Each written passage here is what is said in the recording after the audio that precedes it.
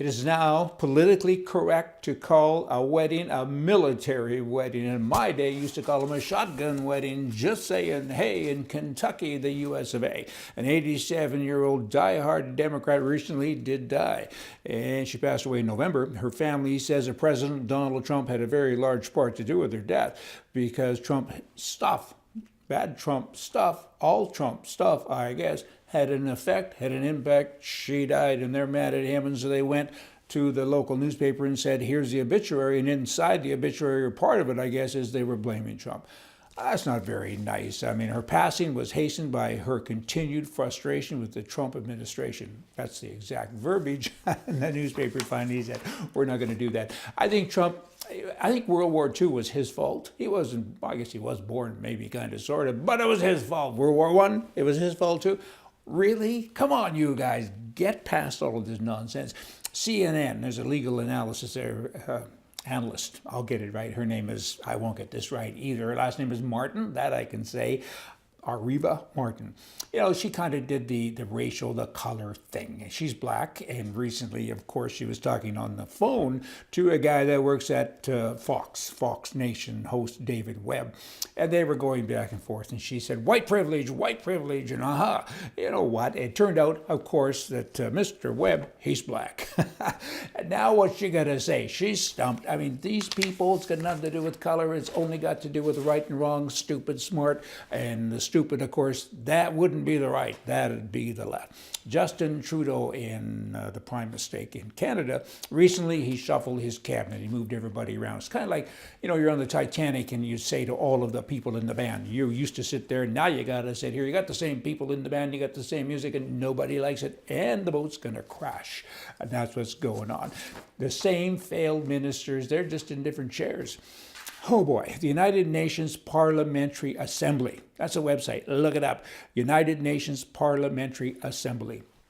The name suggests, of course, that it's a supplement basically to the United Nations apparatus, that huge machine that so many people want it to be huger, bigger, and stronger and better. They want to have an elected assembly that will directly represent the world's citizens. Okay. Are you kidding me?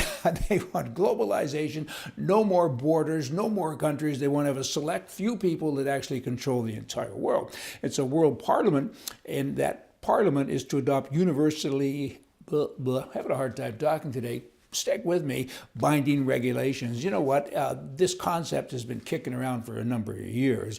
You know, a handful of idealists and academics and goofs, they seem to think that somebody in Africa can tell somebody in Halifax how to plant a potato or something. I mean, I don't know what's going on with these people. Most of them are commies on steroids. And guess what? One of the people who signed up for this back in 2010, he was a member of parliament at the time in Canada. His name was Justin Trudeau. His signature is on there, and he kind of shows that every day. We're too dumb in Canada to look after ourselves, and we're going to send all of your money. Give us more money. We're going to send it over to another country. I mean, this guy, he's steady with that. I mean, he's taken all the money, not all, a lot of money, hundreds and hundreds of billions of dollars, and giving it away to people in other countries. He's a globalist. He's a goof, is what he is. Liberals are all about freedom, as long as it's their freedom to tell us, regular folks, what to think, how to feel, and what to do. The highest form of liberalism, is to ban stuff, ban an activity, ban guns, ban institutions, ban attitudes that they feel are repulsive to their attitude. You're entitled to have an opinion as long as it is exactly like their opinion. They go on and on with this, and one thing that they have missed, maybe they'll get to it, is sports. Football, hockey, these sports where big men are beating other big men up. There's no women. They're 100% male. They should get a man on that and make it bi-gender. What would that word be? I don't even know. Stupid. Women would get killed. I mean, not all women. Some women could maybe run faster than that big guy coming after her. But that's kind of what it's about. Liberalism has no bounds. I mean, when you think that you got some little thing that's kind of safe from these goofs, you wake up one day and it won't be. We got to get rid of them. The solution? Drive over top of them. The solution is you got to get rid of them. And you can only do that at the ballot box and make sure that the right people are there to count the votes that are in that box. Y'all come back tomorrow. See ya.